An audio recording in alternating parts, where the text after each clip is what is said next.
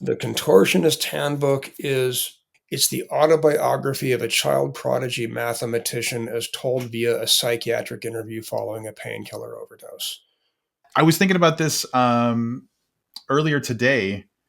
The first time I spoke with you was, I want to say it was August 2nd of 2011. The fact that you know that is weird, but okay. Yeah, it's a little creepy, right? I've had creepy, No, but no. or September. It was either August or September, but it was like the second of that month. I had just moved back to Illinois from Vermont like the day before I talked to you, Okay. which was like a full day of moving and like 15 hours of driving. And so I was like out of my mind, and I was like, I got to get this fucking interview done. So, but yeah, so that's, what, 12, 13 years ago? Yeah, man, you're 13 blind. years. Time flies. Yeah. And that was, yeah, that was for anybody who's watching can see this, book cover here, the Warmed and Bound Yeah, anthology that's back right. then. Because my first two books had already been out for a while before I met you, so there was no like new book review or new book interview to do or anything like that. So Yeah. Yeah. So, that was a big thing. Back in that day, I was introduced to you through the person I was doing the podcast with, but then also that Velvet website, which, I'm saying it in general terms for listeners, but listeners might have heard me talk with Stephen Graham Jones about it. It was a website dedicated to you and Stephen and Will Christopher Bear, whose books I think are yeah, kind of where I'm pointing at right now. I think it was a direct offshoot. It was like the discussion boards that Chris had on his website. He kind of followed me once he was published by McAdam Cage, and he kind of had this resurgence. And the thinking between Chris, Stephen, and I was that rather than us, we can have separate websites, but having separate discussion boards, let's pool them together and feed each other's fan base, which was a great idea. And then just Yeah, social media sort of ate everything. And yeah. Stephen got famous and quit returning my calls, and whatever. That's cool. Here's what I'll say about Stephen. He did get famous. I don't Rightfully think. so. Took too Yeah, damn long. I agree. I don't think that he has a moment to return a call. I think that's the thing. Like when I see, like he was for a couple of books ago, he was in Chicago, and he was just there for the one day. So he flew in the morning.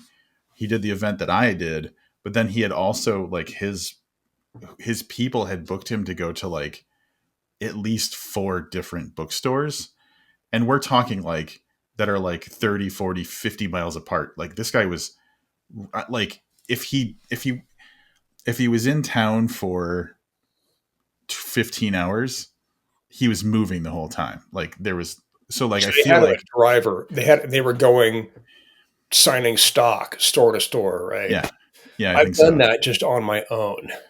Yeah. So I didn't get a driver. I didn't have craft services. But I did exchange a few emails with Stephen like a week or so ago, about a week ago. I found one of his short stories online that just blew me away. That should not work, but it does. And I'm trying to pick it apart and figure out what's making it work when it shouldn't. But I sent him a note. I said, this has joined my pantheon of like absolute favorite shorts. And he wrote me back and said, thanks. And we bounced back and forth. And I let it go because I don't want to bogart his time. But he's still accessible. But I just like to give him shit about that. But Yeah. frankly, Mongrels or It Came from Del Rio, that for me is the one that should have launched him. But whatever. I'm just Yeah. grateful. Although Yeah. it is a little weird, because we used to share the website, we've hung out together. And, when, me going to bookstores and praying to God I can find one spine out copy of Mother Howell just to know that maybe I'm not dead.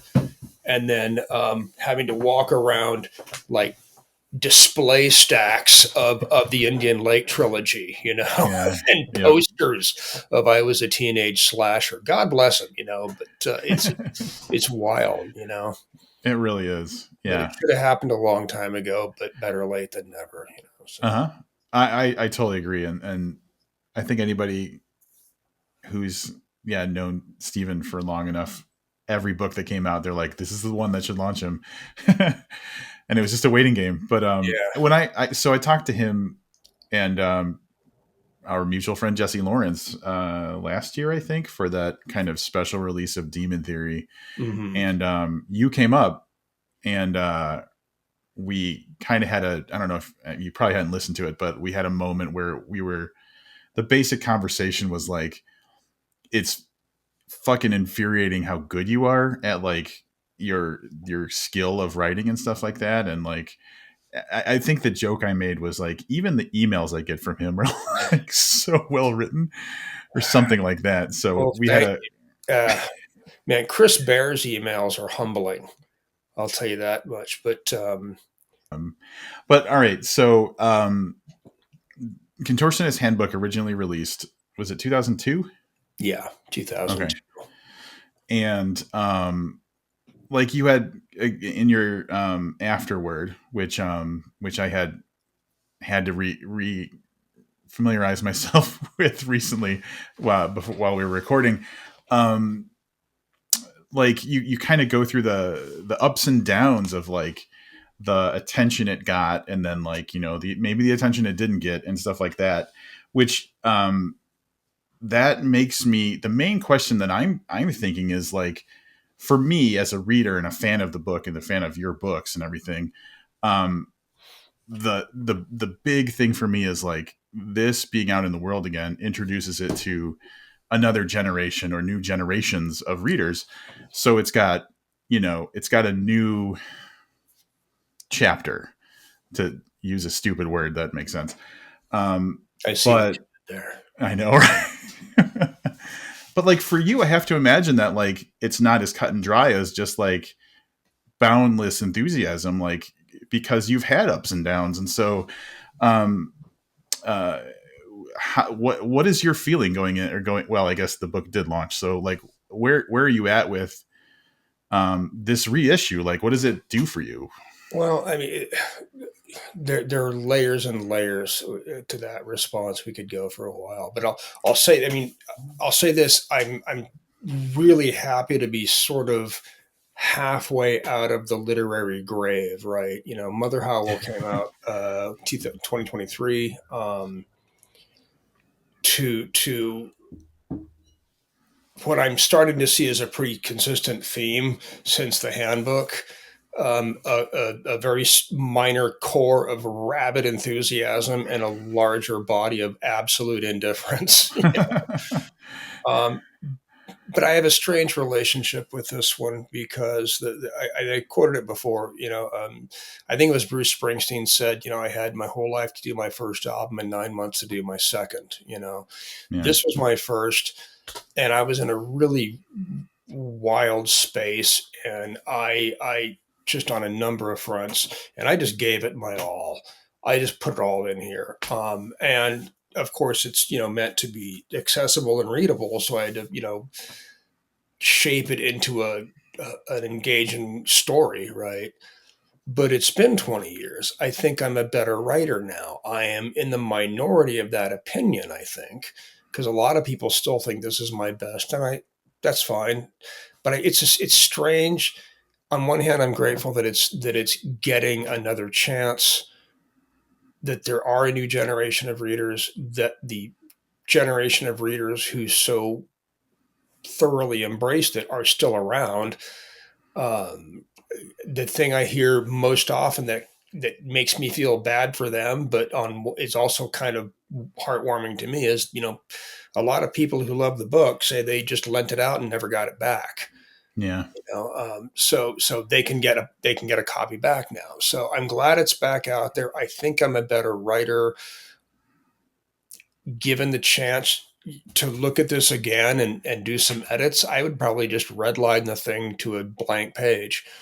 And that kind of ignores the personal connection that a lot of people have had with it, that is strange because I didn't think I was writing it to express how disconnected I felt.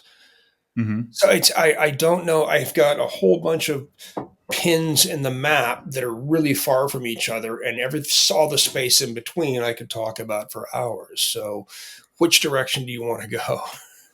Well, I kind of Hmm.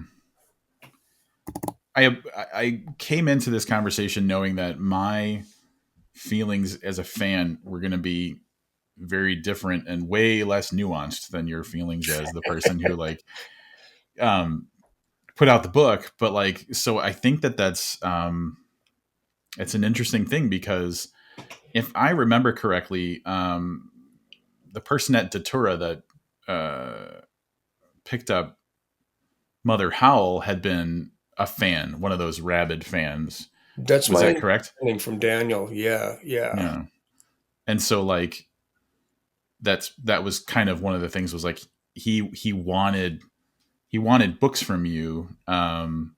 For him, he never used the word bucket list, but it came across that way. For him, it was, he read this a long time ago, and now that he's in publishing and publishing the kinds of books that he really likes, he and the rest of the panel, the editorial staff, for him to get his hands on this is really a happy full circle, and I'm very grateful to him for that. But yeah, Mhm. that's a lot less nuanced or conflicted than my own take, but again, and it's a really happy problem to have.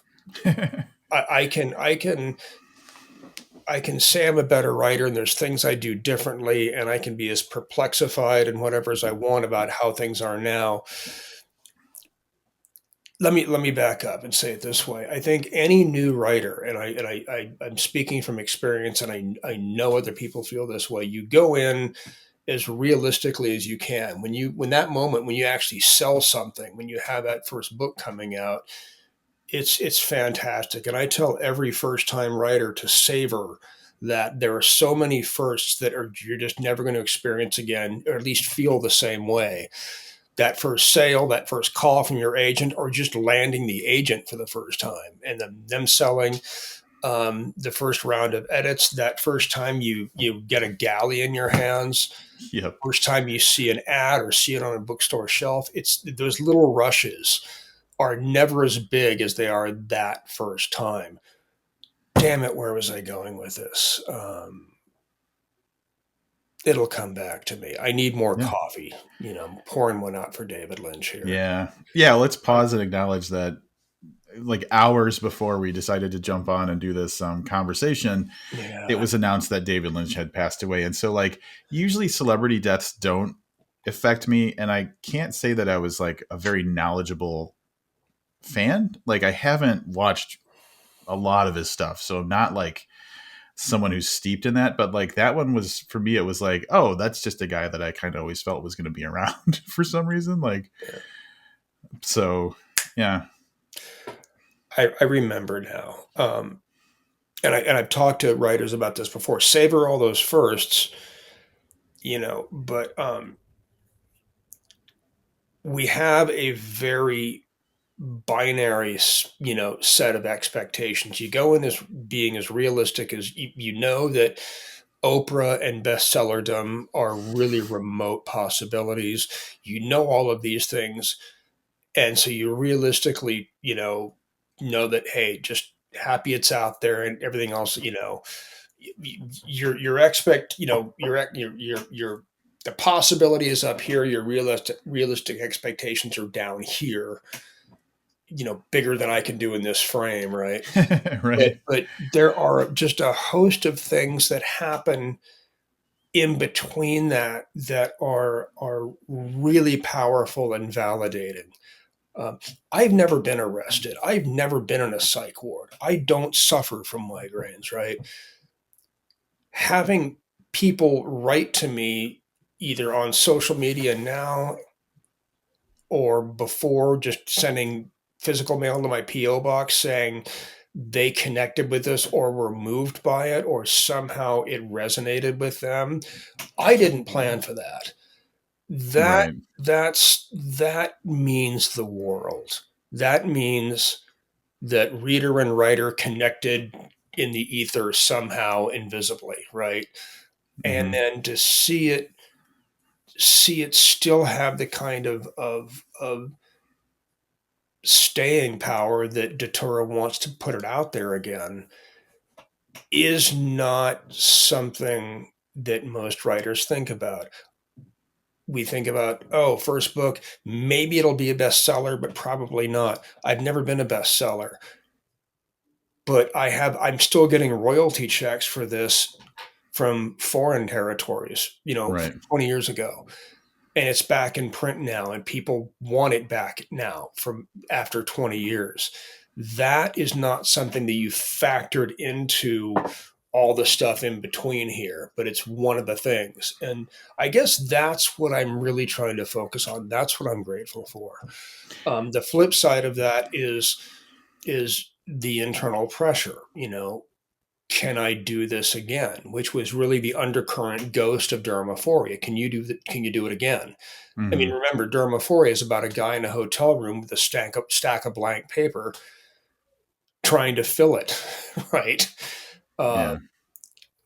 so there's always that, you know, can I hit that note again? I don't know because it was accidental.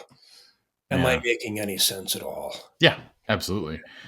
Um, and so like what you were saying about the unexpected things that are gratifying, I think that's as like on my side of it, that's everything in a way. Like I have a friend that I've known, since like, in my 20s. And like 10 years ago or 12 years ago, I gave him a copy of the handbook, and he raved about it. He loved it. He thought it was fantastic. And so when it was announced that it was coming back out, I just messaged him and I said, "Hey, if you want to order signed copies, you can, use this link." And he's like, "Still one of the best books I've ever read.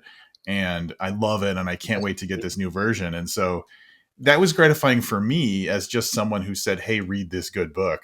So like, yeah, like I think that's the only thing we can hope for. Like you don't expect it, like you said, Yeah. but like that connection when you can get that feedback, I think, yeah, I love that kind of thing. I love, as someone who recommends books, having someone say, "Oh man, that was amazing. I have to read everything they ever wrote," or something like that. And so it makes me happy when I see those types of things. And that's for me the reason I was most excited about the reissue. Becky Spratford, who is a librarian, was saying Oh, that with I, reissues, I know of her. Yeah. Go ahead. yeah, she's amazing. But her point that I didn't even think about was like libraries love reissues too, because like if something's out of print and someone comes in and asks for it, unless they already had it, there's nothing they can do. And so it makes the opportunity for discovery so much bigger when it's just available. So I think that's the thing that for me I think is most exciting, is just like there's more opportunity for discovery. Yeah. And definitely. And like I said, for me, it's just what has me reeling for me, it was very personal. It was very, very personal. And I had no idea that all I was doing was echoing what a lot of other people were feeling, and was very personal. This feeling of being disconnected, not quite in step with everything, and kind of the new guy all the time. Yeah, yeah, So that is really, really validating and fulfilling. The flip side is that it also kind of blindsided me. Like, I mean, it was well received at first. I mean, it got very good reviews. Even, Polinick, Chuck Palahniuk kind of, punted it, into, broader visibility, right. thank you. But even before that, I mean, I debuted with a starred Kirkus review, which I mentioned that once, and then the agent just, her jaw dropped. You debuted with a star, and I said, "Yeah." I didn't know. When I heard about that, I said, he goes, "Yeah, you got a star, my old letter." And I said, "Out of how many?" Because that's how naive I was. I didn't know Right. what Kirkus was, how they worked, Right. But so in that time, I started getting a lot of people reaching out to me as though I were on some kind of I don't know, as though I were an authority or a force of some kind, like, and I cannot possibly guess at how many emails I ignored or let lapse, or because I and I'm not saying the fans were pounding at my door. I'm just saying I think I alienated a lot of people. I'm quite certain I did, because I either came off as rude or standoffish or unresponsive. Um, I to this day I beat myself up because Paul Tremblay reached out to me Mm, very early on, sent me a stack of books, and we corresponded briefly, but I kind of forgot about him and in everything else. And in all this time, I'm working at Borders for minimum wage, mind you, yep. right? Yeah. So, Yeah. um, or bartending, basically mopping up vomit and broken glass at the end of the night. Um, I don't have a pipe and a sweater with elbow patches. So to this day, I worry that I think I just pissed Paul Tremblay off or snubbed him or something, and a host of other writers that probably think I'm an arrogant jerk because I don't know, because I just felt this kind of internal pressure to be this, to respond in kind, or I felt out of my depth. I got invites at a number of places to be a guest editor on this or that magazine or submit to this or that anthology. And the voice in my head that says they got the wrong guy, unfortunately, won during those early days. So Yeah. I don't have a way to wrap all that up, but that's kind of like the undercurrent of the good part. I feel very grateful that the book has this much resonance with people and echoed with people this much. Yeah. Well, and then the thing you're saying about the not responding to Paul and stuff like that. There's not a this isn't like a there's not a job description for creating shit, right? So like um you write a book and then I've got to try and get someone to publish it and shit like that, but like there's other kind of like the rest of that shit that you were just talking about was like the and other duties as necessary or something line on every job description, where it's like they don't tell you and they don't explain that this is an expected thing. You're just going to have to kind of like figure it out. And so like, yeah, I mean, um, but I'm going to pause and say that if there's anybody who you can snub, even accidentally, Paul is probably like the most forgiving person. I've told the story on the podcast before, but like there was one time there was like a party happening in Boston and he was supposed to go, and then changes at the last minute and he's like, "Hey, what's going on with this party?" And I was like, "Paul, you can't come."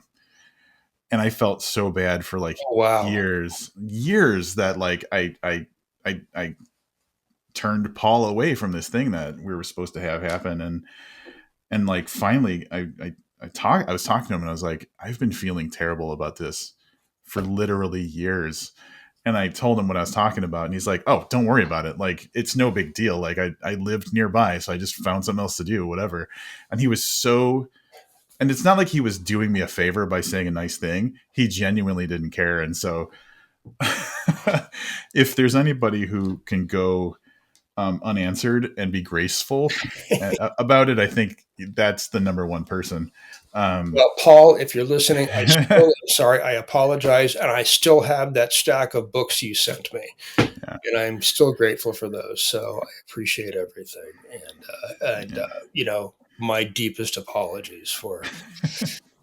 Kelly Lynch came up to me at a book show with her yeah, first book, Magic for Beginners, and it was like this happened a few times, and I went, "Oh, thank you," and I was I just we all have the worst estimation of ourselves in hindsight, right? So right, who yeah, knows? But I'm almost certain I came off as arrogant and too big for my britches and the whole bit. When again, at the time I was at BEA, but still working at Borders, yeah, right? And now she's gone off and done a bunch of stuff and won a MacArthur grant and is a household name and everything. So and yeah. So, and those are just the examples, names that people know that I worry about. But then you multiply that by everybody else who, like, I try to reach out, and like right now I can barely keep up with my, social media, and I'm by Right. no means overwhelmed. It's just that to me, there's like, when people say things that sincerely, there's an emotional investment there, however minuscule or perfunctory it may be on their end. I just feel this like, okay, I need to respond in kind. And again, I'm not sure if I'm making any sense. So it's like it's a the weight pulls in both directions. So, Yeah. but at the end of the day, look, I'm grateful. Like I said, I just did this to kind of crystallize feeling like I'm just tired of life. It wasn't like a suicide note. It was just like, look, I don't fucking get it. I'm an adult now. I'm a grown ass man, and I still don't fucking get it. And that's what the book was about. And then, Right. lo and behold, people are bouncing back to me with me neither. Thanks.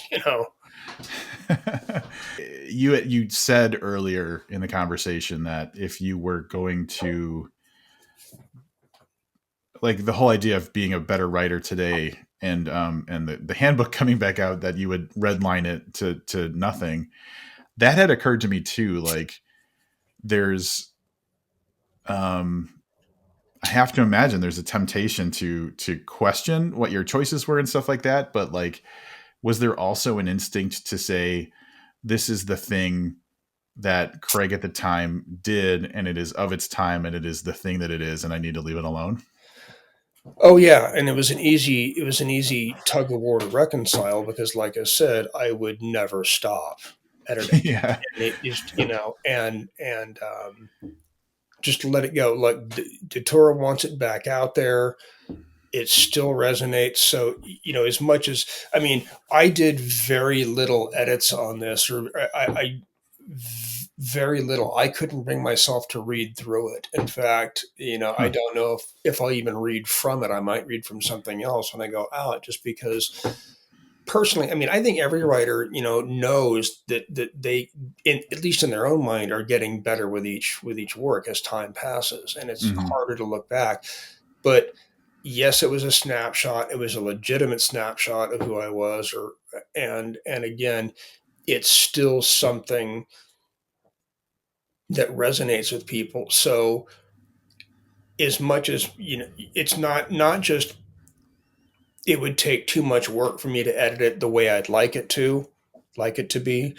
It's also does not really acknowledge or respect people's, what is in their life, their experience, that it spoke to. Mm, I don't want to disrespect those people. I don't want to say, God, this book sucks in hindsight, because I'm basically wiping my feet on that person's mm. life. I'm not going to do that. Again, I always keep in mind, I'm just grateful that people are still responding to it, and it still speaks to people, even though it was never my intention.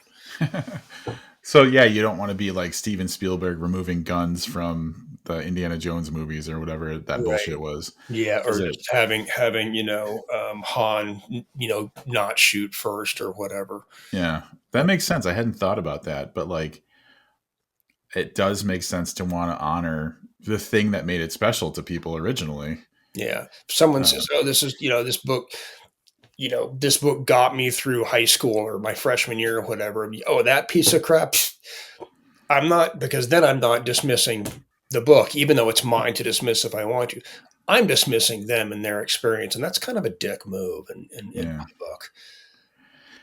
Well, that's a very what's the word I'm looking for? Like, that's an empathy thing that maybe some people wouldn't be able to get out of their own head about it, but yeah, that is, and that's kind of in line with, I hear a lot of people say, like, once you write the book and send it out into the world, it's not yours anymore. Yeah, I've never liked that, but yeah, I see what you mean by that. Yeah, never liked that, but it's all, yeah, empathy. It's also, remember, this is 20 years. I've had 20 years of life under my belt since then. Right. Yeah. So yeah, Well, one thing that you actually had been doing that I thought was cool was, in the lead up to the release, you were posting like photos about places that inspired scenes from the book. So like a hospital, like restaurant, things like that. Um, which makes me think like, has this taken you down memory lane in a way that you weren't expecting? A little bit, yeah. And in fact, kind of like overlap with our previous discussion. The only reason I didn't post more of those virtual handbook, Google Maps tours, because I didn't want to try to flip through and find other locations. I just didn't want to start reading it to find other places. Then I'd start cringing again. But it did. It made me. I had it take place in L.A. because I knew L.A. I had it take place when it did because the technology wasn't around that would obviate 90% of what John Vincent does in the narrative. So I had to backdate it. But those two things combined, it was young adult. I was dirt poor, had a job I hated, but I also was living in Los Angeles and different parts of LA and Hollywood. I got around on a motorcycle. It was can't say that I've matured a whole lot since then, or I've got any more responsibility now than I did then. But it was memory lane in a good way. I have fond memories of everything that I posted about. I don't know if I mentioned it in one of those posts, but there are a few places that aren't in the book, or they are by a different name and different facade. My rule was if John Vincent does anything illegal, usually a drug deal, I don't want it happening in a real location. So what I remember, okay, so the short answer is yes, it was because it was a good time in my life. I was young in LA, Hollywood, thereabouts, got around on a motorcycle, broke with a job I hated, but it was a good time, right? And during my life.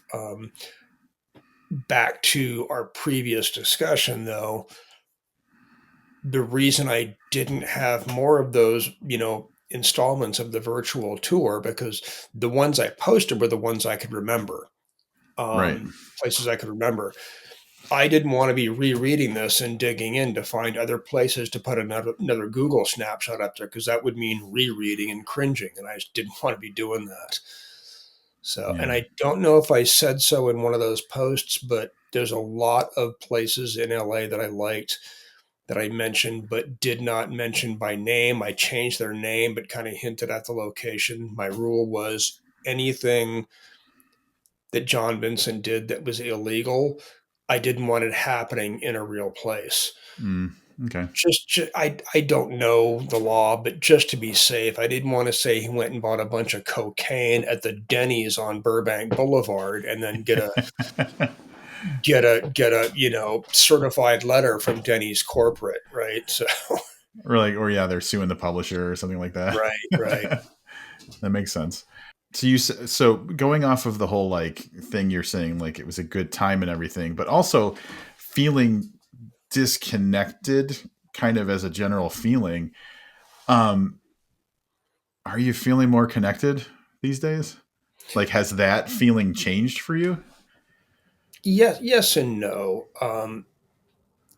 Now that I now that I know that that is a more common feeling than I realized that and it and that feeling of connectedness or belonging or understanding or being in step with, it's not a linear thing. That sense of that exists on a lot of different dimensions in Mm-hmm. different ways depending on where we're at in our life, at work or just out and about.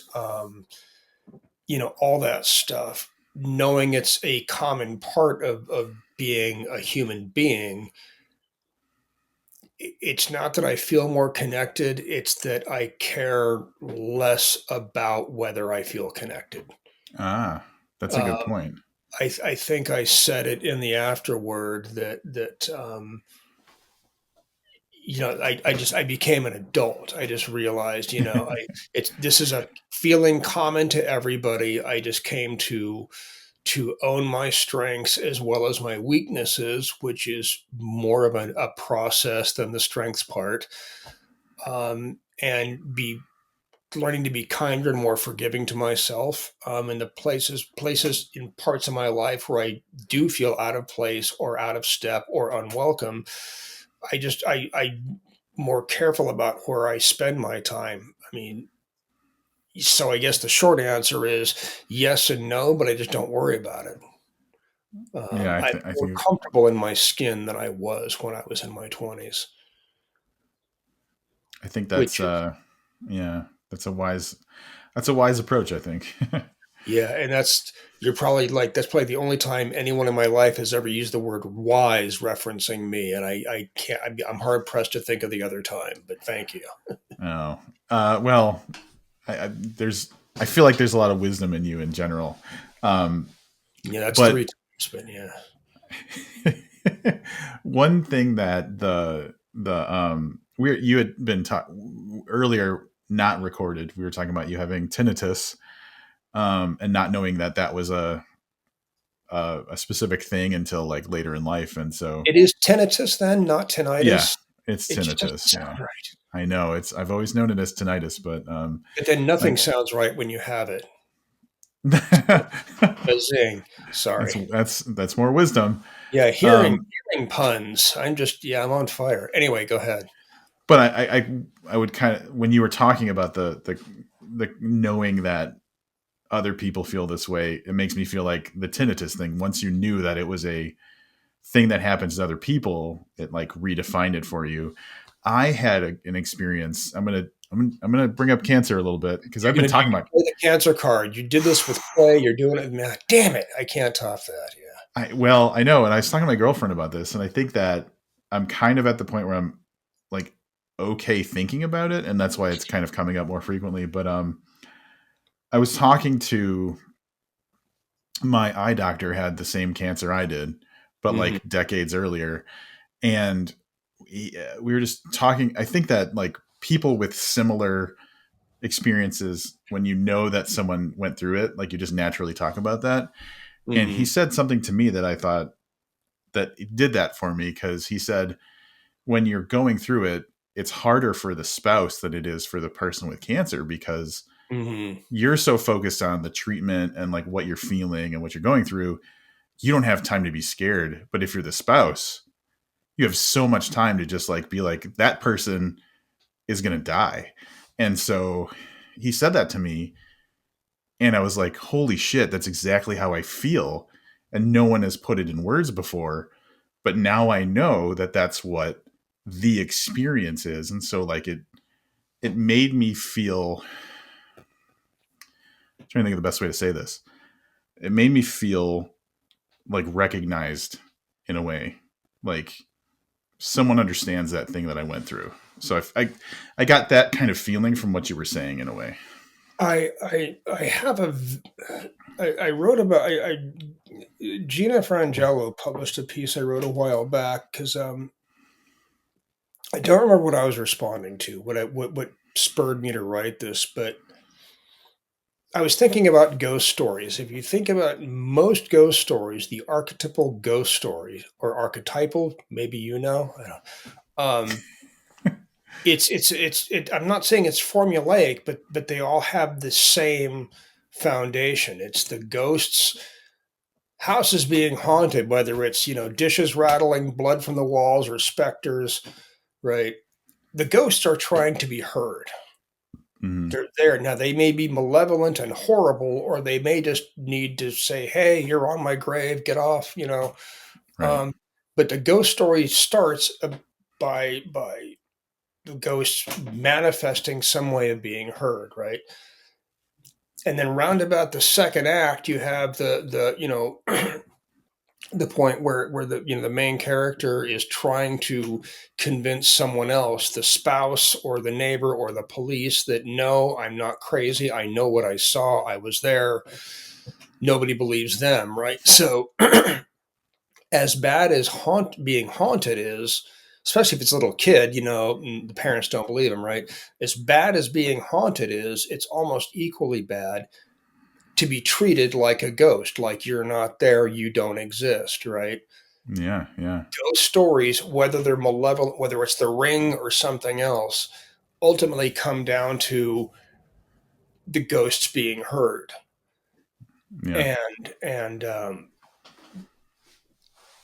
yeah, fuck it. I'm gonna come clean here. I've been in recovery for the last almost 2 years now. Yeah, 20 months, I think. I stopped counting after a year. And one thing I've learned, like, you don't recover unless part fundamental to any kind of recovery is being able to echo that experience, is to get out of the sensation of being alone, right? Mm-hmm. People can't. I told someone else trying. Well, he was really at their end of their rope, and they were just so ashamed. And I just said I didn't want to go. I said, look, I promise you, there is nothing you can say in one of these meetings that will shock anyone. I can fucking promise you. I will put my a limb on a cutting board and give you a meat cleaver if I'm wrong, but you will not shock anyone. Being able to have someone go, yeah, I see you, I hear you, right? And that idea of validation of and such has been watered down to almost a cliche now, especially in the age where woke is a pejorative, right? Right.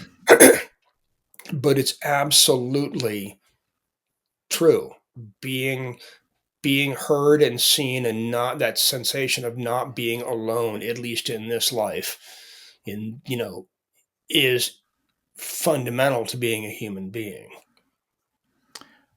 Yeah, 100%. And um, I think that in my life as someone who just you just revealed a very personal thing, and I'm going to make it like surface level, and I feel sorry. I'm sorry for that, No, but it's okay. It's okay. like, Trust me. My recovery story is the least interesting you will ever hear. It is boring. It is really, really dull. So don't worry about it. um, but like that's one thing that I've just kind of picked up with interacting with people over the years is like I think that we naturally try to like when we hear of someone having a problem, the natural instinct is to fix it, and Right. almost always what they want is to just be like, I'm listening, Hmm. or or I know I can empathize with what you're going through, or just some sort of like acknowledge, like you said, validation, like um just doing that is so impactful. And I feel like I don't know why, but so few people understand that like just listening and just saying you are heard is so effective. And back to the whole horror movie metaphor. Something happened in the 80s. There was a shift with the whole satanic panic. And I could be wrong about the timeline or the cause, but there was a shift where um, very often now, at least for a long time, and there's vestiges of it still, villains, especially in the horror genre, slashers or whatever, there has to be a cause to the effect. There has to have been Mm-hmm. some sort of childhood trauma or abuse or something. We need a hook, some way to frame this horror that's happening. And the original version of The Hitcher, I've not seen the remake, but one of the reasons I love that, I don't know if you've ever seen it or not, with Rutger Hauer. No, I haven't. He's a hitchhiker who's basically a killer, and the main character, he's cat and mousing with him, if that's a verb, throughout the movie. He finally just says, as we often hear in movies like this, why are you doing this? And he says, you're a smart kid, you figure it out. In other words, there's no reason for it. And Yep. it's very difficult for people to fathom something like that not having a reason or a cause that they can. I think that's why conspiracy theories are so popular, Right. Right. So back to your point, about the spouse and the torment of the loved ones they go through. I mean, that's kind of like I've got a microcosm of that right now. Like I've got a friend in LA who lost her house. We're not close friends. We've known each other for a while through literary circles when we're in touch, and I am feeling absolutely useless. Yeah. I mean, she lives 100 something miles away. I couldn't tell you her middle name with a gun to my head. I mean, we're not that, but it's somebody I've known for a while, and it just with that little connection, I am feeling like because instant message, hey, anything I can do, like, oh, you fucking jackass, what do you what kind of platitude is that? But Right. Right. as horrible as it is for her, and I am not trying to paint a silver lining on this at all, but she's at least got a dragon or a hockey mask or whatever. She's got, what I said referred to as with Chris as the Franz Kafka Memorial Corn Maze. She's got to step into with respect to the insurance companies now, right? Oh, yeah. As ugly as it is, she's got something to hook into. And again, I'm not trying to paint it on the bright side by any measure. Whereas being on the outside, wishing you could do something when there isn't a goddamn thing you can do, except let them bend your ear when they need Yeah. to. That's really tough. Hmm. Same thing happened. Another friend of mine in the literary world, had a spouse die, and my calls were going unanswered. And I just texted, hey, please reach out if there's anything. And I didn't find out until later. They told me they were very grateful. They weren't talking to anybody, but that call, just saying I'm here to listen, went a long way. Yep. Um, I could go on, but I'll Yeah. hand the reins back to you. No, yeah. I think I think of the times where like I've been going through stuff and just having someone say like, I'm here if you want to talk, like makes you feel like you're not going through something alone. Like I know you're not an oncologist, so you can't take the cancer out of me, but like if I'm Right. feeling lonely or scared or just bored and I know I can have a conversation, like that's the value you can bring, and it's super valuable. Yeah, that's totally true. So back to these lovely things behind me and behind you. That's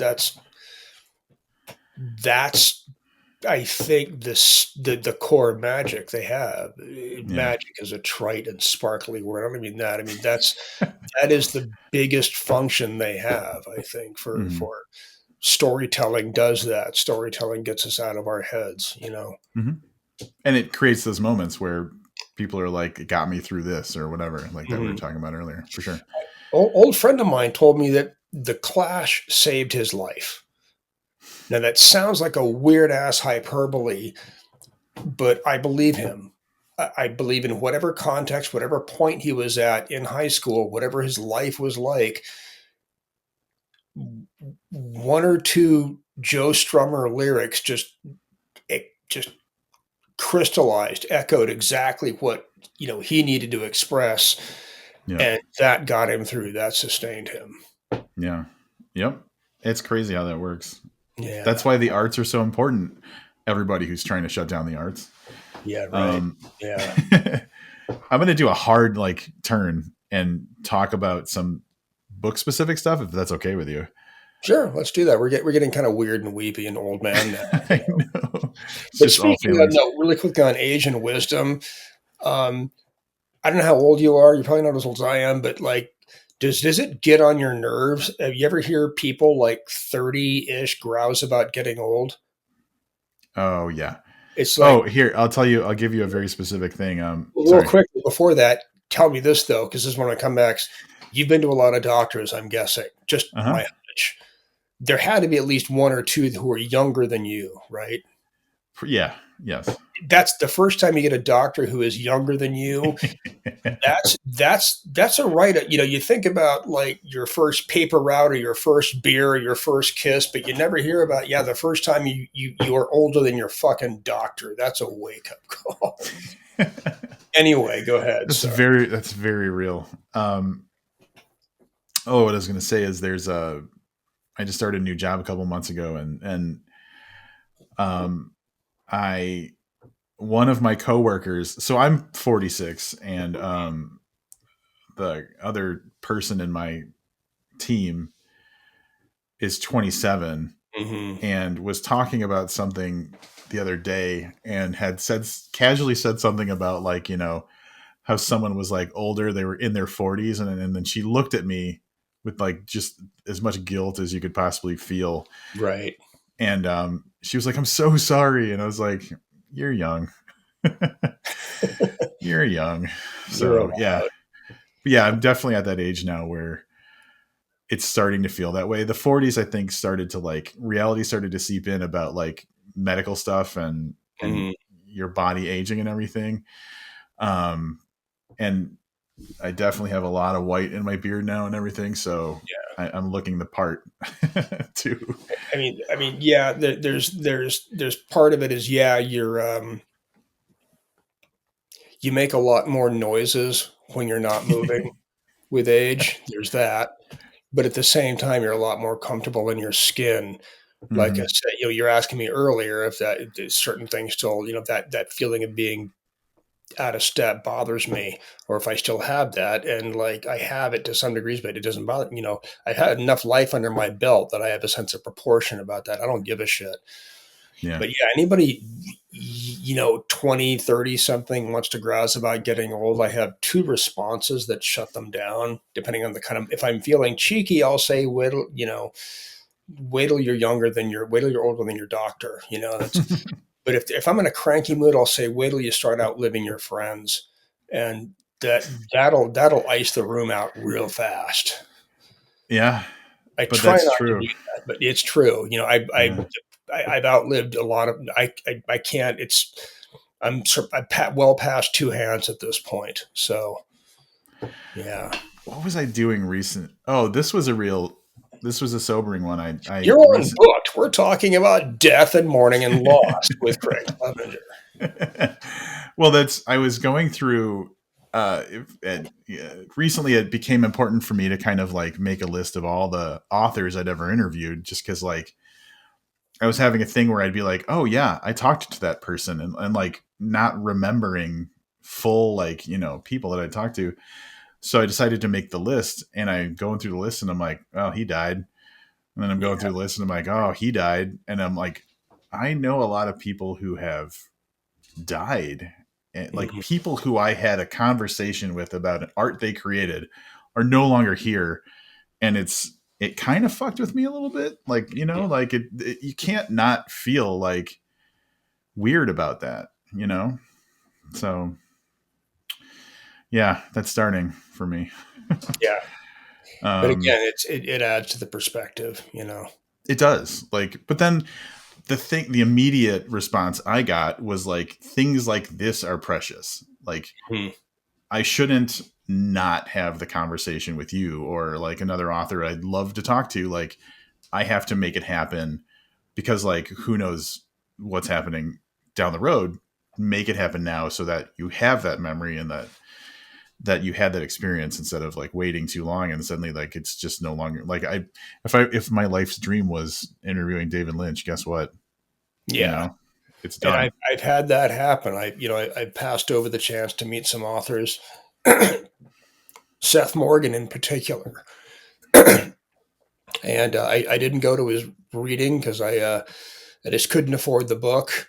I was really broke, and he died shortly after. And it's one of my favorite books ever. Homeboy, his Yeah. first and only novel. So Yeah. Yeah. Real upbeat stuff we're going through here. Actually, yeah, so you were going to bring it home, bring it a little more grounded. we haven't really talked much about the actual story Hmm. of the Contortionist Handbook, and whatever. Like, I'm more, for me, it's more of like the story of Craig's experience with the book that Hmm. I find like like interesting to have a conversation about now. But there was a couple of things. So I've read the book several times, and so, Me too. Yeah. um, I would hope so.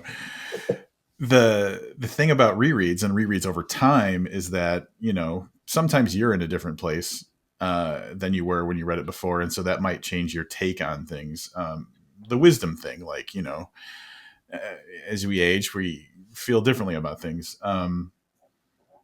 One of the things I think I just paid more attention to. So one of the big things in the book that's kind of omnipresent is um, John is in.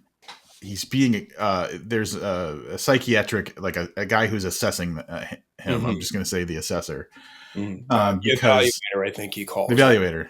Yeah, sorry, evaluator. Yeah. And so because he had overdosed, he had this like epic headache that he has, and he had overdosed in the attempt to get rid of that big old headache. Goes to the hospital because of like the conditions, or the because of the reasons he goes to the hospital. They're like, he needs a psychiatric evaluation, so he's in front of this evaluator. Yeah, in And California, they call it a 5150. It's a mandatory yeah, psychiatric hold. Yeah, yeah, 72 hours, I think. um, which is a common theme Oh, throughout the story, is to the extent where like he, through going through this experience of being evaluated by different people, but also by reading up on psychiatric evaluation, he knows what to expect from these evaluators and stuff. Um, he's also got a real attitude about like the unfairness of the way that he's evaluated. hmm Um, and so in previous readings, I was like, yeah, fuck these evaluators. Like, um, they don't care about these people and everything. But with this one, the time I read it this time, something kind of occurred to me. hmm There's almost a mirror where he trivializes their experience and their um like their intentions and stuff like that. Like, they're all the same, hmm and like they're the enemy. And it occurred to me this time around that he wasn't really, he was doing the thing that he hated about them. hmm um and it hadn't occurred to me before, and I feel kind of stupid if that was like one of the more obvious things about it, but like I feel like um that made me think about, like, just in general, how when we see something as the enemy or the other or the bad thing, I'm right, you're wrong, we trivialize their side and try, instead of trying to understand their side. And so like maybe it's because that's kind of been a theme more in life lately. That's something that jumped out to me this time, about how he really didn't give the evaluator like the fair evaluation he thought he deserved from the evaluator. Yeah, no, that is spot on, and that's really what the book's about. That's about It's about his predicament and dilemma and lot in life are very real. The threats he has to deal with are very real, but at the same time, you'll notice, I mean, throughout the book, with very few exceptions, mostly a girlfriend, everybody is given some kind of label or nickname, the very sort of thing he rants against. The Yeah, evaluator is never called by name, ever. until the Uh, end, I think. he's the evaluator. Yep. Um, he tends to uh, not fully dehumanize, but just sort of undimensionalize people, as keeps everything at arm's length. It is on one hand a legit survival mechanism because he Yeah. doesn't want to expose himself, and by turn he has to keep people at arm's length, so he really just kind of gives everyone a nickname or a label in his head, right? Yeah. And at the end of the story, it's, spoiler, um, it's him finally pulling his head out and realizing there was somebody close to him with far greater pain than his own that he was oblivious to. That's what it comes Yeah. down to. Yep. Um, the source of it, I mean, it all came from there was a growing trend. I've seen it less now in recent years, but I think it's a distinctly American thing. But everybody is an armchair psychologist. We throw words around like OCD and ADHD to describe perfectly ordinary behavior. Yeah. Um, very often I hear, police and newscasters, etc., describing, killers as psychopaths or sociopaths. Those are psychiatric designations. But what I was frustrated by was everybody who has, a little bit of knowledge is dangerous. The Yeah. sort of casual social diagnosing of people, maybe humorously, maybe not, about your issues. One thing I learned, with psychiatry researching this is that it's not just the academic background. There is a boatload of field time they get in Yeah. with live human patients, as well as being in therapy themselves and having somebody check them. There is a constant check and balance, and there's a skill you have to develop with dealing with people. I mean, there are some flaws in that branch of medicine. It's medicine, right? Right. But Yeah. this was not meant to be a damnation of the profession. I have great reverence for these people and great respect. I know they do a lot of good.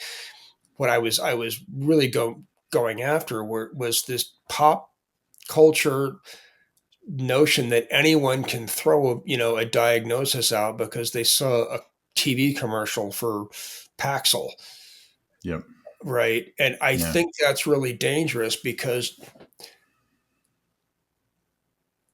a clinical diagnosis involves observation and assessment from a therapist.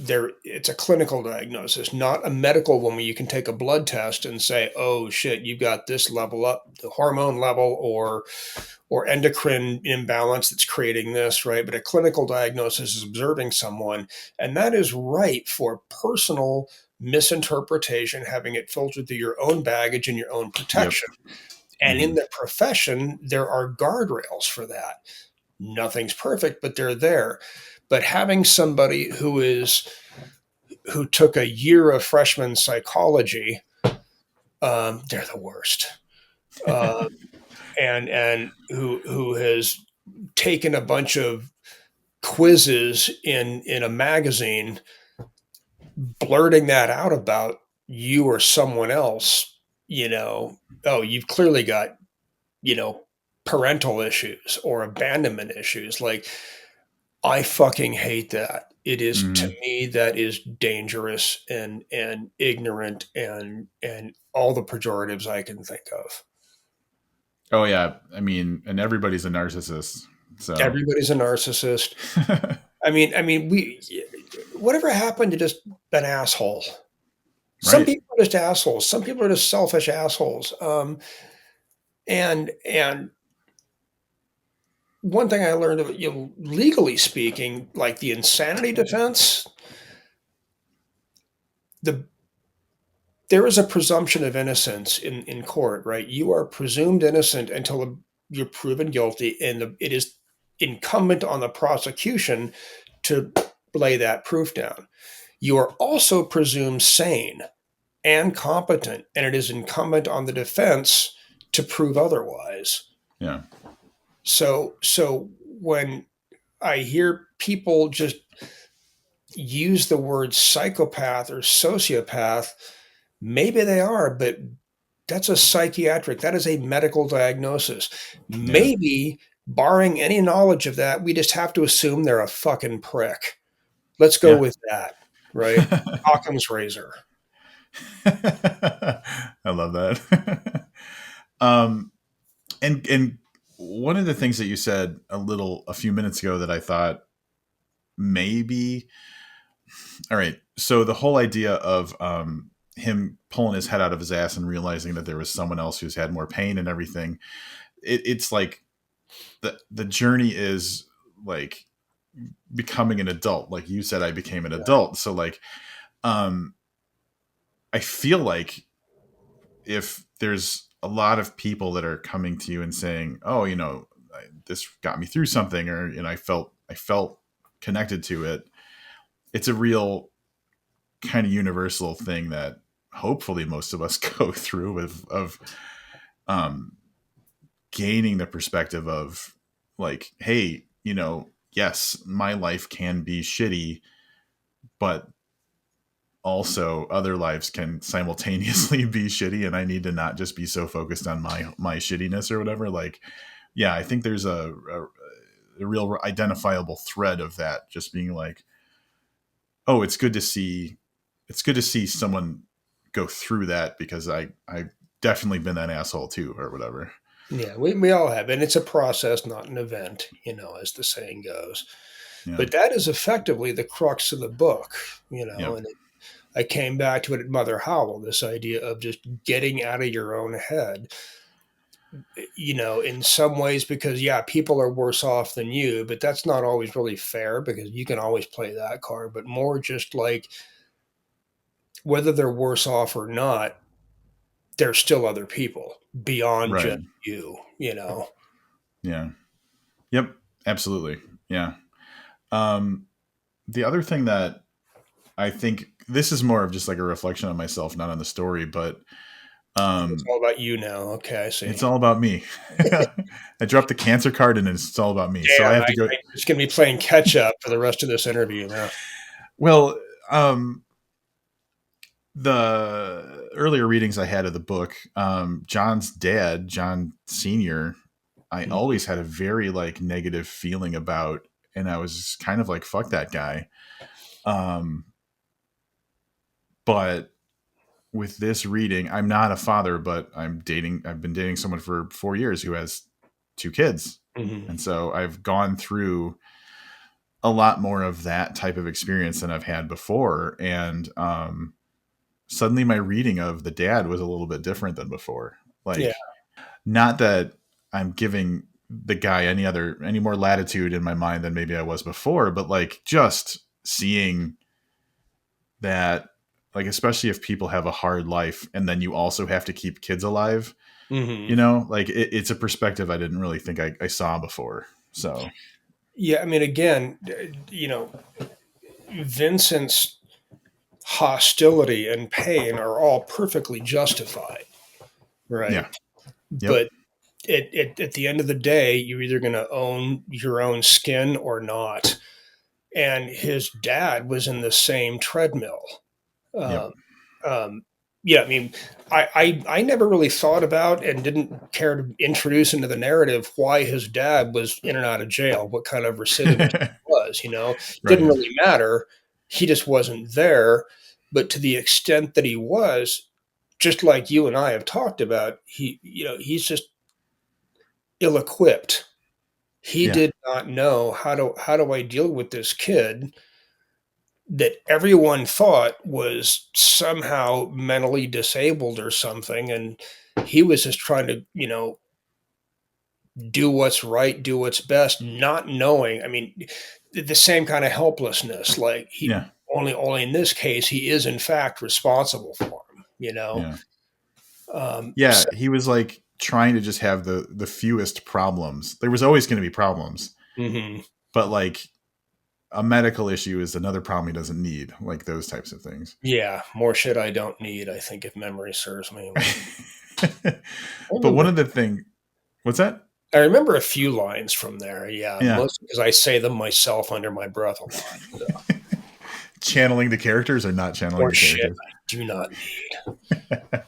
um, but one of the, so like I'm not going to go into how like with a lot of specific examples of how effective your writing was, or Oh, is. please, go ahead, it's fine. I know. Well, see, I need to be more prepared for that. But this time around, reading the book, the thing that really nailed me for some reason was what the kind of code word or metaphor or whatever for like when his dad would go to jail, Oh, like right.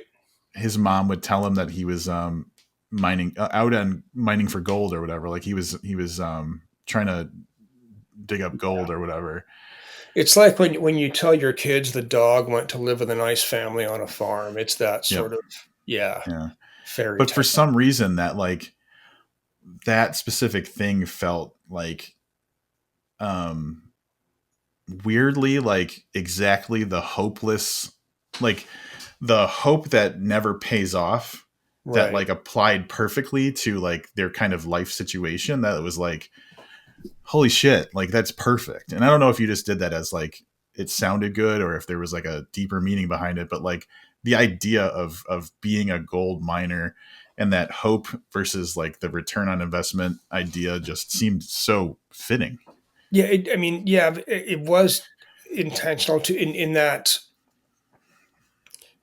you say to, again, it's like telling your kids the dog went to live with a nice family on a farm. You Yeah. tell your dad's out mining for gold because you think gold and gold. It's the promise is there and gold is all sparkly and pretty, but if the kid really understood what was involved with gold mining, either 150 years ago or now, it neither case is pretty at all. Right. At Right. all. And the miners themselves don't get rich. So, but it was the perfect way to sort of like, sort of plaster over that bit of concern and curiosity from a young child, Yep. and then move on. Again, the dog went to live with a nice family on a farm, sort of thing. Yeah. Yeah. It really stuck with me. It really stuck with me this time. The other being, and I've, the one, so there's a moment in the book where um, the protagonist is incarcerated. This is like his longest stretch. I think it's like a couple of years. Mm-hmm. And like his dad shows up unannounced. Mm-hmm. And like we had known in the story that his mom had cancer. Mm-hmm. And it was like that was really heartbreaking because it's like she's got cancer and she's still going to her shift at the diner or whatever. Mm-hmm. Like life doesn't stop when you have no resources, like kind of thing. But that interaction when his dad tells him while he's in jail that his mom died. And the thing that I thought was interesting about it was his father had been to jail himself Mm-hmm. and he understands like what showing emotion means, but Mm-hmm. he's still trying to get an emotion out of him or like holding it against him or like Yeah.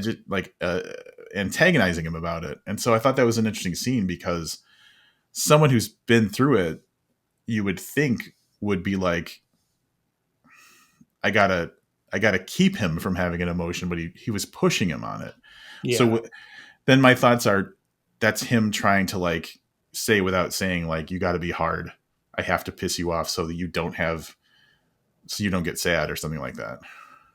That's one read, and that would be perfectly valid. The way I wrote it was the idea was Vincent was angry because, like you were saying a moment ago, his father should know better.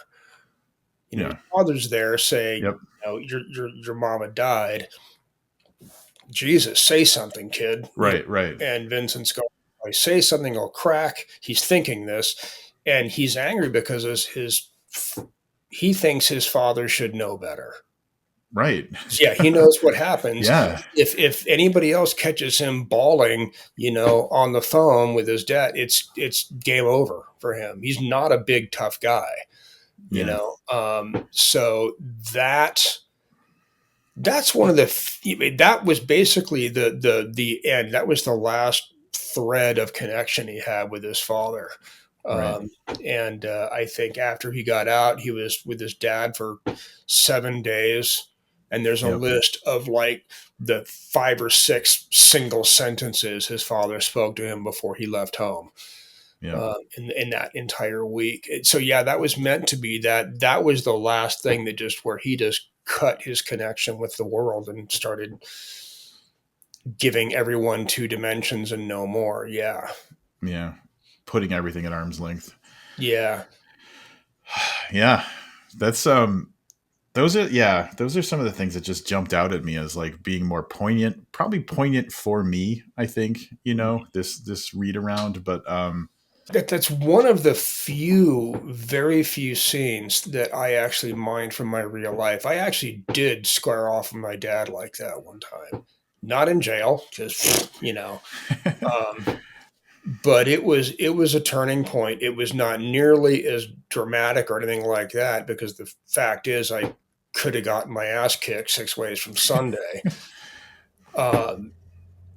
but I found out later how profoundly that cut him. Now, I'll be honest, maybe I shouldn't have said that, but he had something coming. I won't go into it. I actually wrote a Sure. little bit about this after he died. I did a post Right. about it a few years ago. It's on my Substack, but It's a really good read. I'm going to cut in and just say oh yeah, thanks. it was really well Yeah, done. it was funny. And I think I wrote about it in that essay.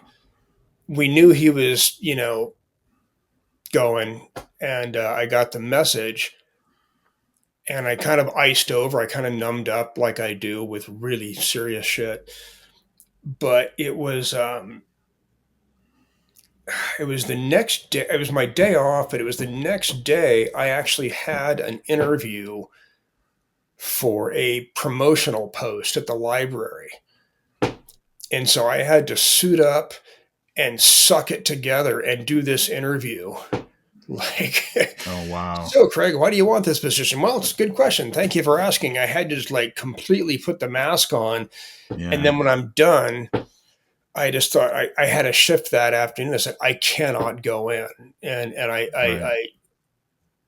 so I said, I'm not coming in. And my supervisor was awesome. He said, take some time off. Just, there's, the nice thing working about a city, working with a city or for a city or municipality is that they're pretty good about that. I was bereavement time, and I just, I sat down that evening to just jot a few thoughts down. I wasn't going to Yeah. say anything publicly until my siblings did on the socials. And I sat down. I was, okay, let me just write a quick, you know, here's what's happening, or, miss you, dad, or whatever. And it was several hours. I looked up and it was dark.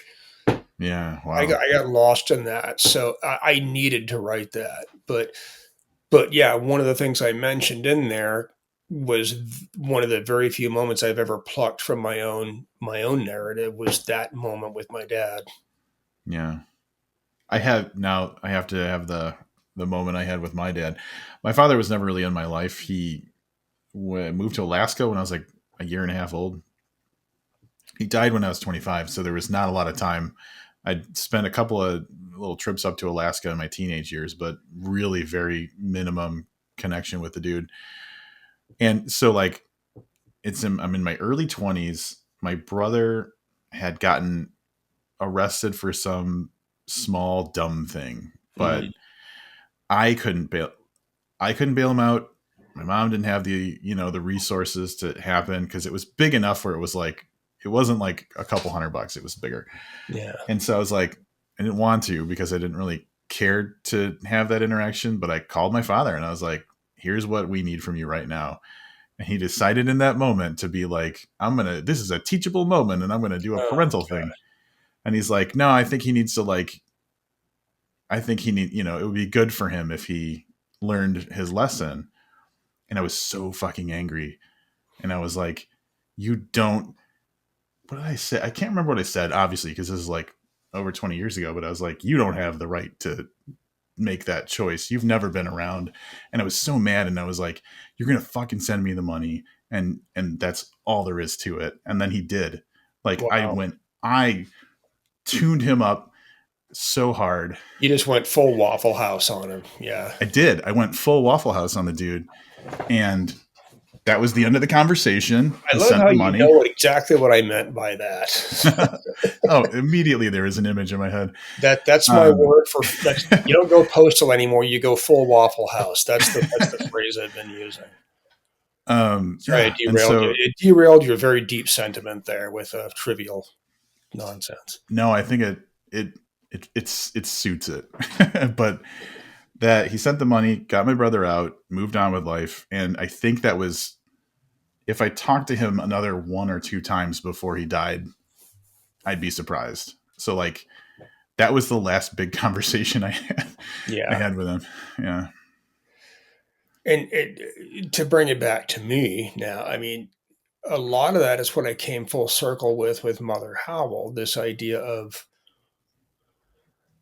I don't want to say a parent or because I don't want to sound like it's two parent family, mom and a dad, and blah blah blah. But a parental influence or parental force. There is something really profoundly missing without that in your life. Yeah. Or if it's in your life and Disruptive or negative. disruptive or hostile or toxic or malevolent, which is really, again, back to the handbook, that was part of it, like these systems that are, and I don't mean this as an indictment against psychiatry, the profession, or the medical system. There's a lot of good things about it, but when it fails big time. And to kind of go wildly, hard left political, the people that raise their hackles over trans people using bathrooms and all this other bullshit. Like, if you're that worried about it, then let's start back. Why don't you feel that way about our fucking clergy, about gym coaches, right? Yeah. Scoutmasters. Those are the fucking people that are the Yeah. problem, right? It's when these people, groups, institutions, forces, whatever, that are meant to shepherd you into coming into your own, instead are exploiting you or Yeah. abusing you or taking advantage of you somehow for their own ends, right? That's what infuriates me. And that's what I've only noticed since my last one, that Claire Phillips, when she was interviewing me um, for Brooklyn Rail, really pointed out just how much my concerns about systemic injustice turn up over and over again. And back Hmm. to the piece about my dad, I did not know this until I was in high school, because I was raised a strict Catholic. And if you go by the letter of Christianity, well, then just, put it out there for everybody, right? And I discovered he was a really hardline, not just Republican, but like libertarian, Republican, right wing fusion somewhere over there. I could never square that with what they were expecting me to abide by from church and Catholic school, right? I'm going to jump in with a observation. So, like when we talked about Mother Howell, one thing that you clarified for me, which I thought was great that it came up in the conversation, was I was talking about the idea of like the system being bad when it fails people, Hmm. and however the conversation went, you kind of made an effort to make it clear that systems are good when they work and they should exist, and like and like support systems are crucial and vital, and like you believe in them, but there's the bad effect and like that kind of thing. So that's kind of what I walked away from Mother Howell. The conversation we had was that like you're not like fuck these systems, they shouldn't exist, you're like they should work right. Yeah. And in this case, all I was doing was that what I said earlier, ranting about armchair psychologists who think they can give you a medical diagnosis, which is what those things are, right? Right. They can just bandy this out based on a brief interaction with you or a bad day you're having. And not only that, but make it public discussion. I mean, it's obviously bullshit. But the whole idea here was just, what if that was in the hands of somebody that actually had sway over you? Right. What if it wasn't just some jerk who's a couple drinks in and had a year of Psych 101?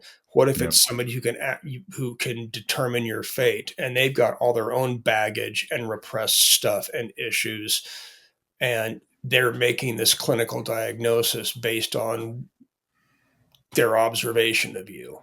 Yep. In the DSM, at least the version I read, one of so all of these mental illnesses that fall under this the ability to clinically diagnose require clusters of symptoms, and these clusters are individually innocuous normal behaviors, but Mm. these certain clusters exist that points to X diagnosis. And I always forget if it's a sign or a symptom,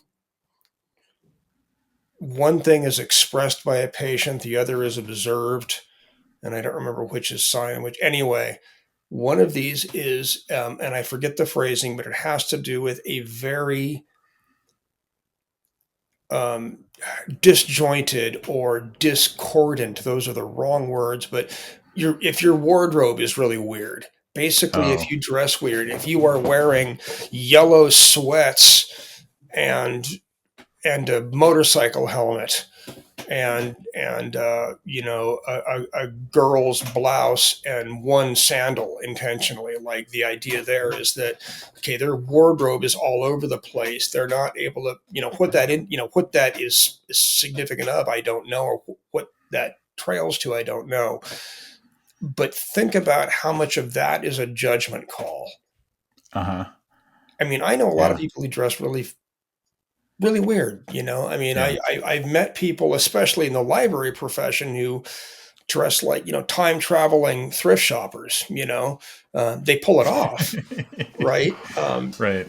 I've seen all sorts of manner of weird shit. And does that mean they're schizophrenic? No, it does not. Everybody's got it. But it terrifies me that some of these people may actually have sway, Hmm. might actually have sway based on their personal judgment of how you look. A lot of these clinical observations or clinical diagnoses are made based on someone's affect, right? And I get it. That's a legit thing to observe and a legit thing to note, but how much of that is beholden to your own filters and your own biases and preconceptions? And again, there are guardrails in place professionally, but outside of that, there are not. Yep. And that's why when I hear that from people, oh, it sounds like you have such and such an issue, I want to slap them, but we frown on that legally and Hmm. socially, so I don't. Yeah, just going around slapping people. You're not in a Waffle House. Let's be honest. Let's be honest. Like, people who stop when they get to the top of an escalator to look around, like they need, come on. I mean, I think we should be allowed to slap them. I'm not going to disagree with you. I'm not going to disagree with you on that. Something that we were just talking about made me. I had a thought. I got inspired by what we were just talking about, and I'll just say it the way that I'm thinking it. This story would never have worked if the protagonist was a woman. You don't think so? Well, here's my thought. Because if anybody has to deal with labels and projections and assumptions and expectations that have fuck all to do with who they actually are, it's Yeah. women. Well, Anyway, go ahead. right, but they are also believed so much less. Like it's so much harder for them to Okay, I see what be you're saying. taken seriously that like you know what I'm saying? So I think that's where it would be a problem is like um the like my initial thought was just like a woman would just be locked up. Like they wouldn't even given the chance to Yeah, not be locked up. yeah. Like so I think Frances Farmer, uh-huh. I don't know if you know, actress from way back, Jessica Lange played her I have to wonder, like, forget all the dramatization of it, like how much of her being clinically insane by everyone's assessment back then was just good old fashioned sexism, and Oh yeah. Uh-huh. dismissive. I mean, think about it. The word hysteria is inherently gendered, right? Mm-hmm. It's 100%.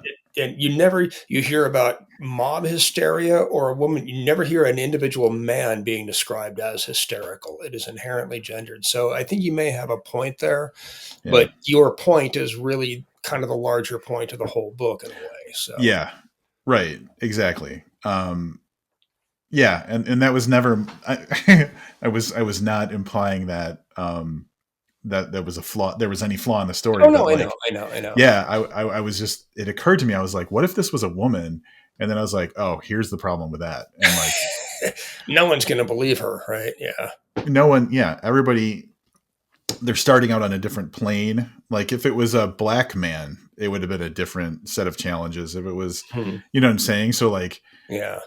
there are versions of this story that would have gone wildly different if the protagonist had.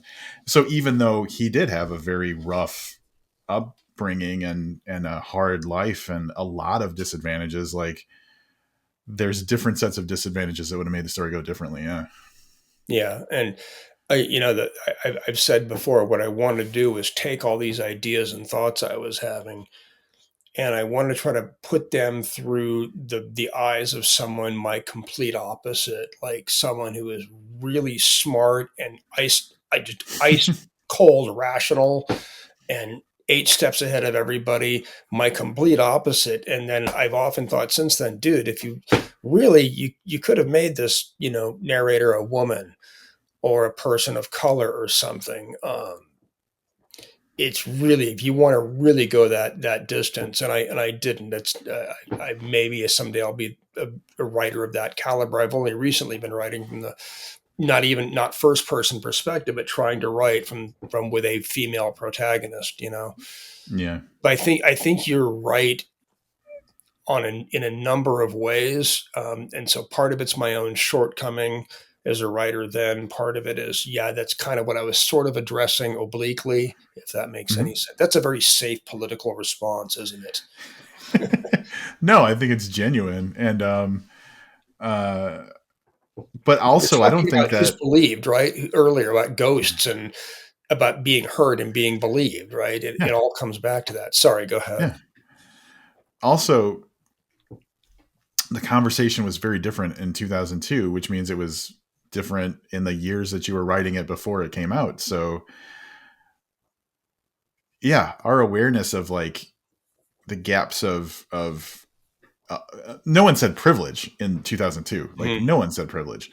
No one understood that they benefited from a disproportionate, whatever. So like if you wrote it with a woman, I didn't mean to open up this whole can of worms, but it's Let's kind of do it. Hey, interesting. the worms are out. Let's do it. If you wrote it with a woman's perspective, then it would have been, it could have been a very prescient thing, but I just don't think that that's the story that made sense at the time it came out. Like if you wrote it today, if you were like, this is a brand new idea, maybe you would have approached it differently. But I don't think back then that would have, that's not what the narrative of the world was. And like I said, I wasn't the kind of writer that could even entertain that back then. Now, maybe more so than back then, much more so, if not entirely.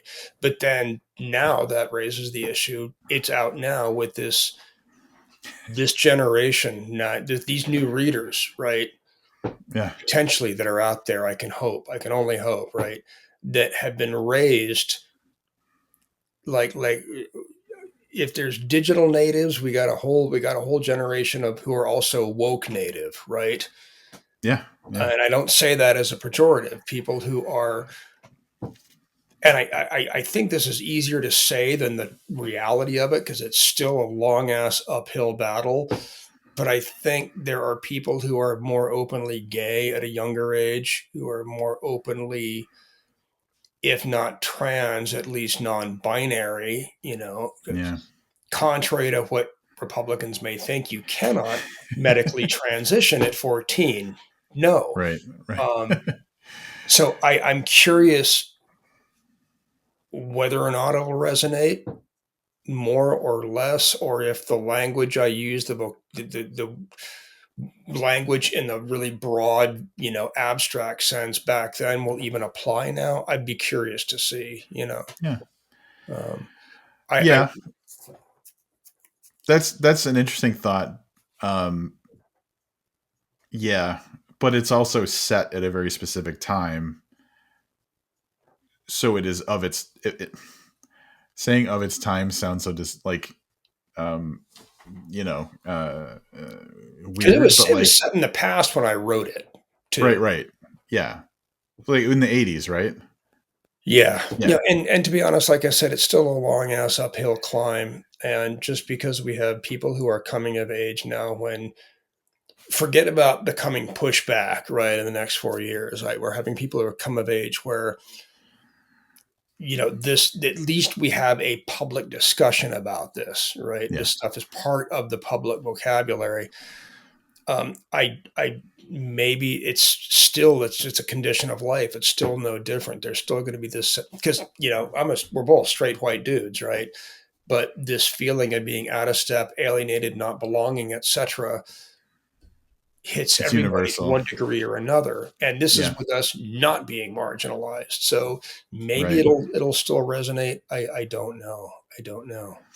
I mean, I think that there's a universality to the general feeling of the character that will will yeah, will shine through for sure. What was I going to say? There was something about the not we're not very far along kind of concept. Mhm. This was when the riots were happening after George Floyd was murdered, Mhm. and I was You working. have to be specific when you say the riots. It's kind of like when Yeah, you say, the shooting recently. You gotta be specific right. Because because there's yeah, and we're I guess fucked. and I guess it does make sense to say riots because like protests doesn't quite fit. But anyway, Yeah. I was talking to a person I worked with who was Chinese, but like from born and raised in China and working in the United States. Like, so they were a Chinese citizen. Hmm. And so like it came up in conversation during some meeting I was in or something like that. And they were like kind of confused about like where the world was or where America was with race and slavery was so long ago and everything. And I was like, you got to understand, like segregation existed while like still while my mom, like after my mom was born. Hmm. Like we are not so far from these like things that you may think we are, that like we haven't really solved anything. I think that we're more aware and more, and there's some momentum, but like look at shit that's happening now versus what was happening 40 years ago. It's not super different. Hmm. I mean, there's been progress made where now you can't have separate drinking fountains and expect to not get your ass sued or shut down, Right. right? Or separate counters and that sort of thing. But there are just a lot of people who don't want to budge on those issues. And again, this is us speaking as privileged white guys. Man, Yep. Jordan Harper and I fell into the same rabbit hole, and we had to stop talking to the audience every now and we'd stop and look and said, "Look, we realize the irony of the two of us Yes. talking about this. We are aware, so take it all with a grain of salt." You're right. I don't know what to say other than the fact that if you can draw a straight line from this fucking thing I wrote 20 years ago to these concerns now, then again, maybe I should go a little easier on myself. Maybe I did my job, even though I think the prose is lacking and there's too much of this or not enough of that. Well, I think that's the effectiveness of the way you write stuff is like you write characters in a way where people understand what they're feeling. And so if that core feeling, if that kernel of a feeling is complementary to an experience they've had, then they're going to identify with what's going on in the story. And one of the strengths that you have is that you are really good at making people know what that person's going through. And so I feel like that's one of the main strengths of the way you write is like, if I had a complimentary experience that is like what this person's going through, it's going to be like I'm the person going through that thing. Thanks. That's mostly just sleight of hand, although that's downplaying it.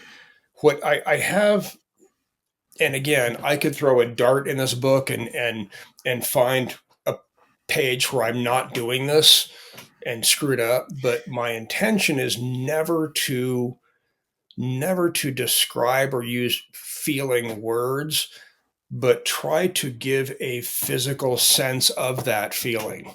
Mm-hmm. to Yeah. describe physically the sensation of the real trite example I would use. I mean, I'd never write this, but when someone says, I felt the chill go up my spine. That's cliche. I wouldn't use that, but that's more effective than saying I was frightened. Um, Hmm. Saying I clenched my fist and sat on my hand to keep from slugging him is more effective than saying he pissed me off. Yep. So I do my best, and I found the more fleeting and subtle the feeling is, the harder it is to capture, and the more fun it is when I can finally nail it and get the right words for it. Yeah, that's Um, awesome. the I know it's old news, but I still think it's better than this book because that's the way writers are. But Mother Howell, the description of the impulsive kiss that Lyle Edison throws on, when he's dancing with that woman, um, I use no feeling words in that at all. That is still one of the. I mean, I will never blow my. No, it's not true. I will blow my own horn, but I mean, very rarely do I just finish a session of writing a work and go, "Fucking nailed it." Some Yeah. days I'm satisfied more than others, but that sentence was one where I just went, "Fuck," and I spent a day trying to like crystallize is the word I use a lot, trying to get that urgent, impulsive, caught up in this infatuation feeling down to a Mhm. single sentence. I don't know if that addresses your point or not, but No, it absolutely does. I'm waiting for you to give me the sentence, but he's talking to a French woman and they're dancing and he's drunk and he hasn't really had much to drink and he's her accent heated the words to a vapor that gathered in hot droplets on his ears, and when the first trickle broke loose and slid down his neck, he kissed her. You I need a mean, smoke? kind of want to just end the episode on that. Like, where are we going from there? Yeah, Jesus. that's from the other Yeah. books, but Right. Right. but I just first of all I hate writers, especially with when they do dismissive or cartoonish versions of accents that they think are authentic. It pisses me off, especially like the French accent. Um, and I'm tempted to call somebody out on this, but I won't. But if you've ever heard a French accent, especially from a woman who adores you, it is sexy as fuck. I mean, the woman I dated in Paris, her accent could melt wax at 40 feet, you know. Mm, She was hmm. angry at me once and said, "You have a heart of stone" in her accent, and it was still sexy. And I didn't point that out because I think I would have been stabbed.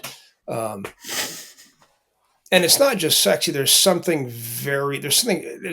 sorts of dimensions to it. But in that instance, I was just trying to say everything. He was out in the world for the first time. He was just a babe in the woods. And so Mm, having that, I was trying to like personify and really make that accent a real thing, like not just metaphorically. And so I don't know how I got on that subject, but talking about describing, writing about feelings is try to make them as physical and concrete as possible mm, yeah. and be on the watch for chills going up your spine or holding a breath you didn't know you were holding. And I'm pretty sure I did that once or twice. But those sorts of, beat to death cliches, but they're on the right direction. Just try to find something more Right. original. Yeah. The thing that It, fits that specific moment or whatever. Yeah. yeah, it's all smoke and mirrors. It just comes with practice. I've said Um, before, it's not. You don't want to describe a feeling. You want to elicit it from your reader. You want to make your reader yeah. have that feeling. One thing I like, the reason I'm bringing this up is like, if people are new to Craig Clevenger as an author, I want to kind of talk about the other books as well. And my entree into that is crossing over. So, um, your second book is Dermaphoria, and it has a very tiny cameo appearance by a certain forager. Hmm. Um, and then I got really excited because when I read Mother Howell, there is like a throwaway line that could imply, and I think that you confirmed Oh to a yeah. degree, that there is also an appearance in Mother Howell. So that's not to say that, if you like Contortionist's Handbook, read the other ones because this character appears. But I just like the idea of like there being kind of a continuum where these stories kind of like exist in the same universe. But yeah, that was my way of shoehorning in the other books. So is there anything you want to Well, go into with those? it's funny. I have to be kind of oblique about that, and I didn't use him by name on purpose, just because I Mm, thought it was more fun. I'd let the people who know figure it out. But then my film agent also pointed out that it's that's a good thing, yeah, because it can get really sketchy if someone buys the rights to the handbook. Um, there's all these other contingencies that go along with that purchase. And so what I can't do is after the fact imply that this character that they now have as a property turns right. up somewhere else. So I that's not why I did it, but it's a good thing I did it for that reason.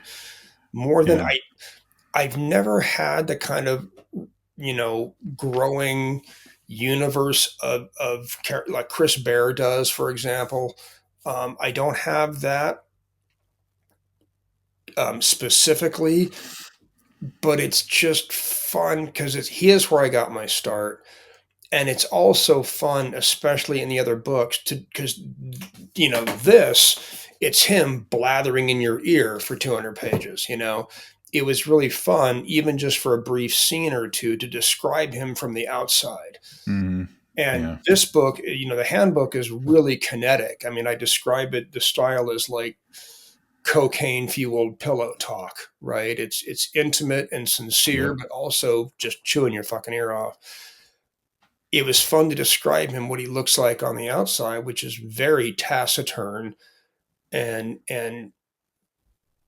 stoic and almost not there, but right. very much there. So it was part of it was just fun. It was fun doing that. And I don't mention the hand because they don't notice it because he's so good at hiding it. And again, that's up to Yep. the reader. If you know, you know. It was just fun. Right. That's the cool thing, because like he does say like stuff in this book. He says stuff like, I don't want people to notice me. Like if you notice me, something's wrong, like that kind of thing. So like if then you have a character in another book who like, oh, I didn't even realize that person was there, or like, Yeah. things like that, then you're being faithful to, yeah, that earlier depiction. And yeah, that's really cool. An early interview I did after it first came out. I think it was a stock question they asked all their interviewees. I forget what website this was, but they asked me how he would do in a poker game. And everyone, the assumption I think was that he would just clean the table out because thinks he's smarter, count whatever. And I said he would break even. He would not win because that calls attention. He would Yeah. not lose, that calls attention. He would kind of like play whatever he was willing to play and lose it and stay in the game as long as he can, as quietly as he can, and basically mentally take notes on everybody's tells and ticks and mannerisms so he can use those later elsewhere. So as I kind of said before, and everything, I think that one of the things that got me so excited about this reissue was that it was going to have a potentially, we're going to reach new people and everything, and as we've gone through this conversation, that has meant a ton of different things, because it's a good thing. Social issues, what's that going to mean? And like, all that stuff. So like we've really covered just a ton of territory, but at the end of this conversation, I am even more excited about the fact that this is back in the world. And I hope that there's a great experience for new people, and that it brings more insight. I hope at the very least that it inspires you to um, move forward with whatever projects else you have going on. Which I guess that's the question. Is there anything in the works right now? Well, I know you said we had to wrap up, but let me see what I. Yes and no. I've been struggling with this one novel for a long time, like years now. So two things are happening. Like I said, I've been clean sober for over a year now, and it's only with hindsight after the first few months of that. And no one knew about this except maybe Mm. the recycling guy. It was clear to him, somebody in that house was, holy fuck, Keith Richards lives here. Um, it took several months of for my brain to come back. And it took a long time for me to understand just how badly that was sandbagging my writing. Rob Hart, when he interviewed me for Crime Reads, asked me, "So where you been?" And Jordan Harper opened the same way with the launch event. And I gave him the same answer, and it was the truth. It was a mixture of a lot of, personal misfortunes and publishing misfortunes and frustrations, and all that was true. What I did not realize at the time was how those things were all buoyed by the fact that my brain was never working at 100%. I used to get lost and work and enjoy reworking a page or two for hours until I just got it right. Instead of feeling energized from a day of writing, I was exhausted, and being exhausted would make me, it would be harder to get back into it, and I would get frustrated, and the cycle would repeat. So I don't know. I don't know if I can resurrect this one. I'm trying really hard to see if I have another story to tell. God, my agent's not going to want to hear this. I know I will write more, but it's a long haul, scraping the rust off my brain and trying to find. I mean, this thing I've been working on, I have two or three bankers boxes of drafts and rewrites and dead ends and chapters I've discarded of just this swelling story that's meandering but going nowhere. Can you hear that, by the way? The cat Howling showed up. outside? Yeah. Uh-huh. That's our cat. She is not in pain. She's fine. I figured that would happen. I meant to warn you a bit. Um, so I don't know. I've been struggling with that. I've been writing daily, bit by bit, trying to get my stamina back. Cool. Whether I can resurrect this thing or do something else, I don't know. The short story I had that was published in Amber Waves of Autumn is the first thing I've started and finished since sobering up, and it's very close to the bone. It's occurred to me that maybe now that I my head is clear again, I can quit tiptoeing around whatever's going on in here and maybe start putting more on the block when I'm working. So I'm trying to figure out what that is. To that end, since that short, I've written two horror shorts, and I'm well into a third now that I've not done anything with, that need rewriting, that I don't know if I will do anything with. I'm just kind of getting my hands on the handle on the genre. I've started to understand horror. The more I've read, like especially like Paul Tremblay's last book struck me, and I told him this. It struck me as being intensely personal to him, Yeah. more so than his other stuff.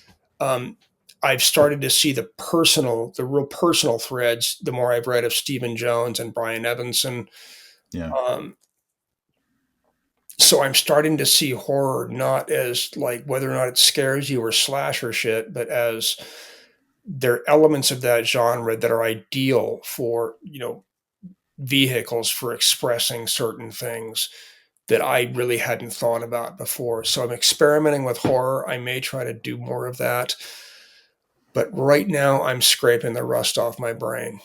That's what I'm doing, and I'm just little bits at a time daily.